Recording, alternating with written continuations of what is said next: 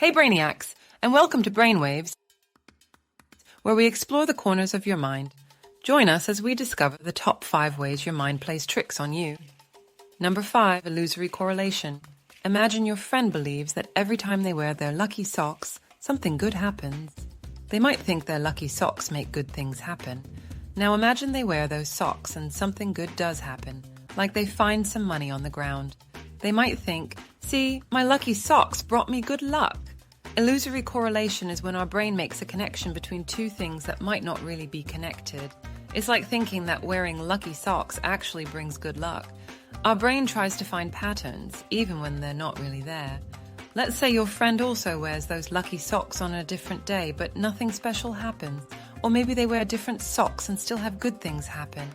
Sometimes our brains trick us into thinking these two things are connected, like wearing the socks and good luck.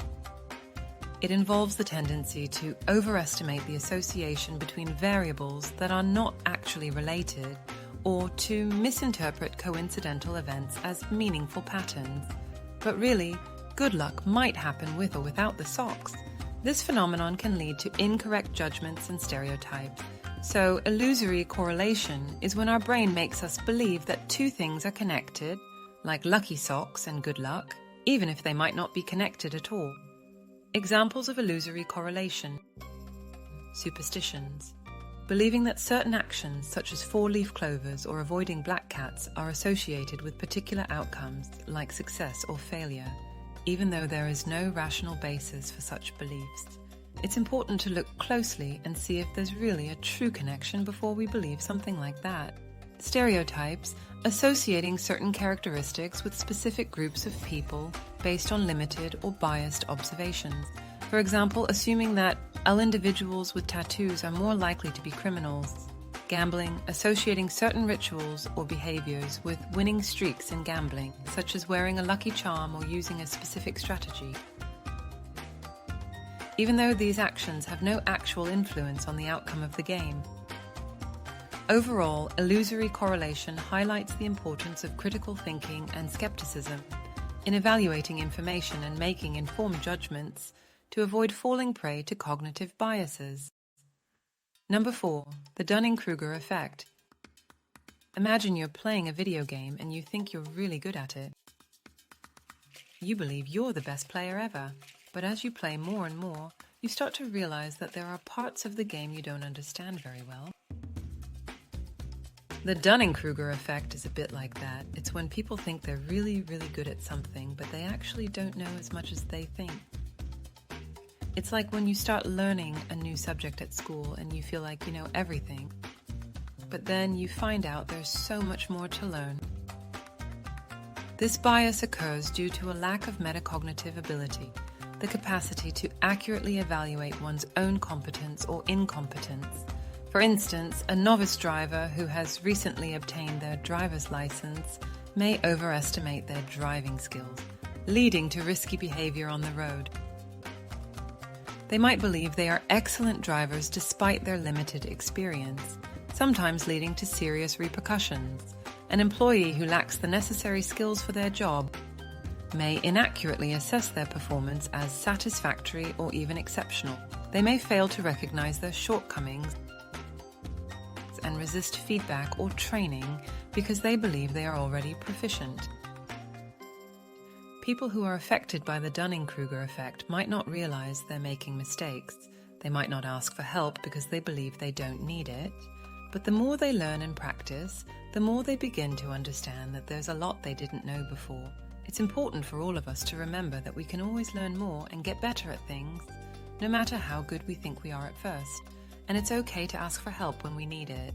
Number 3, false memories. Imagine your brain is like a super smart computer that helps you remember things. Sometimes this computer can make mistakes, and that's what we call a false memory. It's like when you think you remember something happening, but it didn't really happen that way. Here's why this happens. Your brain collects lots of pictures, sounds, and feelings from all the things you do and see. Sometimes, when it's trying to remember something, it might mix up these different pieces like a puzzle. Imagine if you were trying to put together a puzzle and you accidentally use pieces from another puzzle too. Your memory puzzle could end up looking a little different from what really happened. Also, our brains really like to fill in gaps. Imagine reading a book with a few missing words. Your brain tries to guess what the missing words might be based on the words around them. Sometimes your brain does this with memories too. If you can't remember every detail about something that happened, your brain might make up some parts to complete the story. Remember how dreams can sometimes feel super real? Well, our brains can mix up dreams with real memories too. So you might think you remember doing something, but it was actually something you dreamed about. And guess what? Sometimes when we hear stories from other people or see pictures, our brains might think we were there, even if we weren't. It's kind of like when you hear a really exciting story from a friend, our brains might think we were there, even if we weren't.